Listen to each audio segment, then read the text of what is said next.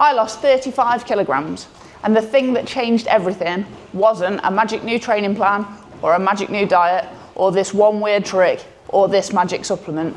It was stopping the things that were keeping me stuck exactly where I was.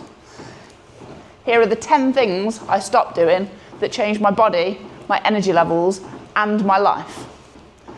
First thing, I stopped looking for something else to blame, an external solution, a reason that it wasn't my fault. For years, I looked for something outside of me to fix the problem. The magic supplement, the perfect training plan, the perfect macronutrient split. Just that one thing that would make everything fall into place. The answer was in the decision to stop waiting for something else and start doing the work myself. Number 2, I stopped blaming everything except me. My metabolism, my hormones, my job, my circumstances, my life being too busy. I blamed it all. All of it was a story I was telling myself to avoid the uncomfortable truth, and that was that I was entirely responsible for how I'd gotten to where I was. I was where I was because of the choices that I was making, day in, day out, week in, week out, month in, month out, year in, year out, in fact. Not because the universe had it in for me. And it's a really hard thing to admit, it's a really hard truth to face, and it is a really hard pill to swallow when you think there's a magic solution out there. But it is probably the most freeing thing that I've ever done that allowed me to just get out of my own way. Number 3, this one's a really tough one. I stopped trying to hate myself into change. I genuinely believed if I was harder on myself, more self-critical, more disgusted with myself, that I would just eventually get fed up and start doing something different. Unfortunately, it does not work like that.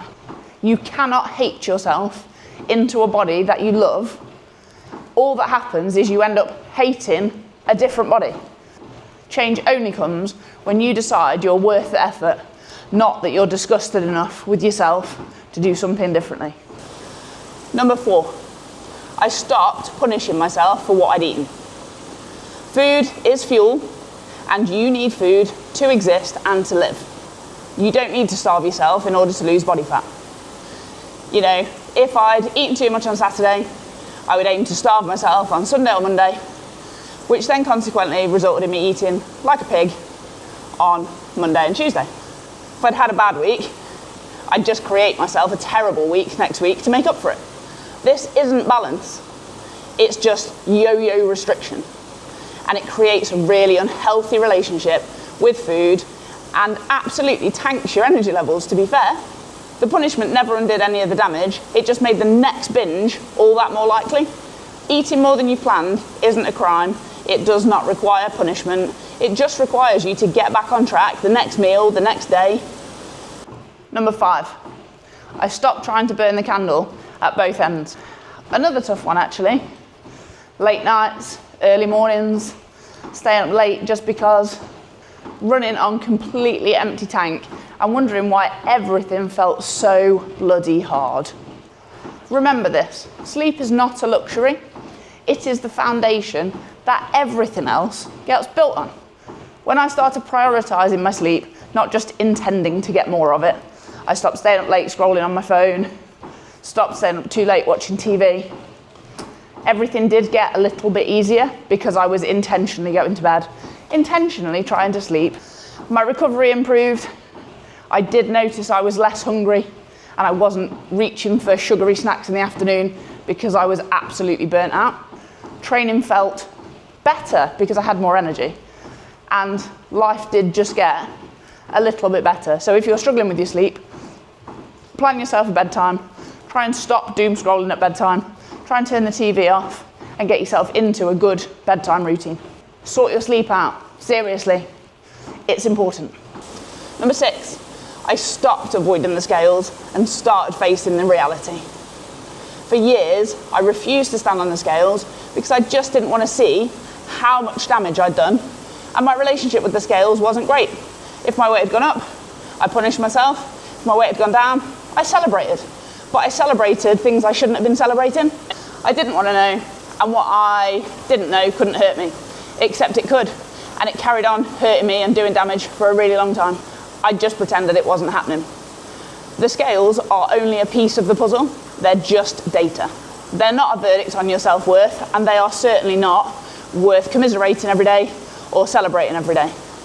Just data. They're just a numeric piece of evidence that gives you data over time as to whether or not what you're doing is working.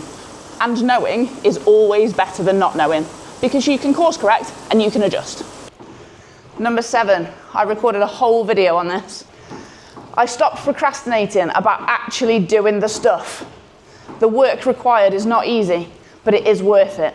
But if you procrastinate about it week in, week out, you will never ever make a start. I procrastinated for years. I'll start on Monday. Oh, I'll wait till I've been on holiday. Oh, I'll wait till Grace is older. I'll start when work calms down a little bit. And I planned my way into feeling better about the fact I was doing absolutely nothing for years. The work does not get easier when your timing is better, because I guarantee you the timing is never better. You just have to start. Badly, imperfectly, on a Wednesday afternoon when it's chucking it down outside. I promise, the timing's never getting better, just start. Number 8. This one sounds really silly, but it isn't. I stopped wearing clothes that made me feel really uncomfortable, clothes that were too small. I was wearing clothes that were too small, that were cutting into me, because I just refused to accept I was a bigger size than the clothes that I owned. So every day, I started the day feeling uncomfortable and resentful in clothes that I didn't like, that didn't fit, that made me feel fatter than I really was. Because buying clothes that were the right size felt like I was failing. And I didn't want to be failing, I wanted to fit in the clothes that I owned. But those clothes were cutting into me, they were making me feel uncomfortable, and they were making me feel more shit about myself. Wearing clothes that fit me at the time made me feel significantly better, even though buying a bigger size felt uncomfortable at the time. It's not failure, it is just making yourself feel better in the moment. Number 9, I had to realise that I was the very bottom of my priority list. And I had to change that. And that's also not easy. I had a busy job, I had a small 3-4-year-old daughter, I had a house, I had life admin, and I just came last. I didn't make time to go to the gym, I didn't make time to prepare my meals, I didn't make time to go to bed. None of that stuff seemed important until I realised it was. If there was any time left, which there very rarely ever was, I might do something for me, but that largely looked like me being so exhausted, I'd just collapse onto the sofa and watch a bit of TV. There was never any time left because I never actually made any. So my advice is you have to put yourself on the list, like somewhere on the list. You don't have to be top, but you do have to feature on the priority list and ring fence some time to look after you and what you need.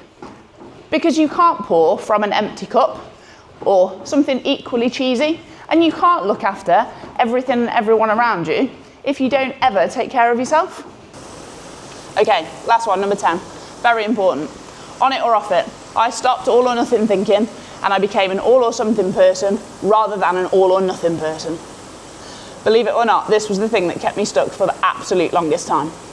One meal became a bad day, one bad day became a bad week, one bad week became a bad month, and there was no end to this loop. The switch from all or nothing to all or something was absolutely huge here, and it was the thing that made consistency possible. Can't fit in a whole session? Do something smaller. Go for a walk. Anything is better than nothing. Go over on your calories, get back on track the next meal. Not rocket science, not hard, but really difficult to get your head around. If you have a bad week, plan to have a better one next week. Control what you can control and be an all or something person, because progress is never linear. It was never supposed to be linear. Your weight loss won't be straightforward. Your journey won't be straightforward. It's not a straight line, and you have to accept that there will be bad weeks. There will be bad months. There will be days where you feel like throwing in the towel, but all that matters is how you get back to being consistent. So all or something rather than all or nothing. That is the biggest change I made. Now, none of these things are complicated. None of them require a special supplement, a perfect plan, unlimited amounts of time. They just require you to be honest with you. So when you look at your reflection in the mirror, what is actually getting in your way?